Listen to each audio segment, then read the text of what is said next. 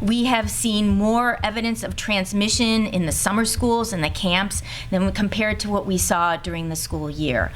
Local leaders say dozens of new COVID cases are the result of protocols that are not being followed. Good evening. Thanks for joining us. These camp concerns come as case rates climb even higher in western New York. In Erie County, the 7-day test average has reached a 3-month high.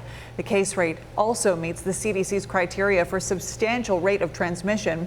There is some good news. 65% of people aged 12 and up are now fully vaccinated. That includes 800 people who completed vaccination yesterday. But vaccination rates are much lower among children. 12 to 17-year-olds can only receive the Pfizer vaccine. Children under 12 still not eligible to get vaccinated. Tonight, Jeff Rusak takes a closer look at this new spike in cases and the effect this could have on the start of the new school year. With a month until school starting and COVID-19 numbers starting to creep back up with the Delta variant, Erie County leaders spoke about their concerns on Wednesday. What we're seeing in the schools and the summer camps, which is very, very concerning. Dr. Gail Burstein cites more children moving around one another unmasked and staff and students showing up even if they're sick. We have seen more evidence of transmission in the summer schools and the camps than compared to what we saw during the school year. Not so fast, says one Western New York superintendent. He says there needs to be a clear distinction between summer school and summer camps when it comes to fighting the spread of COVID-19.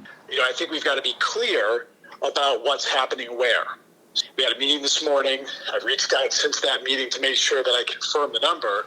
It's less than a handful of cases have been transmitted in schools. The meeting was with other superintendents around Buffalo about the spread of the virus in summer schools. The superintendent in Springville said last week 10 children tested positive for COVID-19 at a summer camp. We have not been requiring masks outdoors, and so I feel somewhat conflicted on the issue, knowing how happy everyone was to not have to wear a mask outdoors and yet facing an outbreak last week of 10 young people. With school fast approaching, health officials and school districts look to the State Department of Health for guidance. Hopefully, before school begins, issue guidance for grades K through 12 schools. So we're waiting for that. Jeff Rusak, 7 Eyewitness News.